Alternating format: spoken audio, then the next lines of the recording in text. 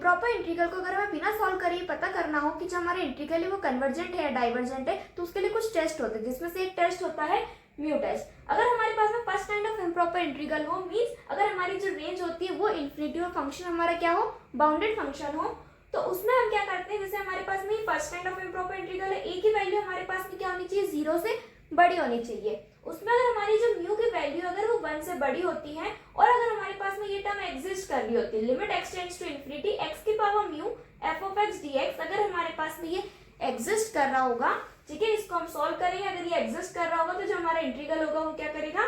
Converge करेगा। लेकिन अगर हमारे पास में म्यू की वैल्यू अगर 1 से छोटी हो या बराबर हो और अगर हमारे पास में limit x tends to infinity x की power mu f of x dx, अगर इसको सॉल्व करने पर अगर ये एग्जिस्ट कर रहा हो, एग्जिस्ट करे और ये हमारे पास में अगर नॉन जीरो होना चाहिए, ठीक है, एग्जिस्ट करे और नॉन जीरो होना चाहिए, तब हमारी जो एफ ऑफ एक्स इंटीग्रल होगा वो क्या करेगा,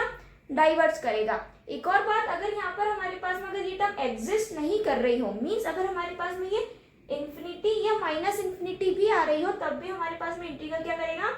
डाइवर्ज करेगा, ठीक है। अब यहाँ पर बात आती है कि म्यू होता क्या है, म्यू को हम कैसे कैलकुलेट करते हैं। तो म्यू होता है हमारे पास में highest power of x in denominator minus highest power of x in numerator. इसको सॉल्व कर कर हमारे पास म्यू की वैल्यू निकल जाएगी, फिर हम उसके बाद में चेक कर लेंगे, अगर म्यू 1 से बड़ा होगा तो हम इसको चेक करेंगे, अगर ये एग्जिस्ट कर रहा होगा तो कन्वर्ज करेगा, और अगर म्यू की वैल्यू अगर हमारी 1 से छोटी होगी या बराबर होगी और इसको अगर चेक करेंगे ये एग्जिस्ट कर रहा होगा, नॉन जीरो होगा या इन्फिनिटी हो या माइनस इन्फिनिटी हो, तो हमारा जो एफ ऑफ एक्स क्या करेगा,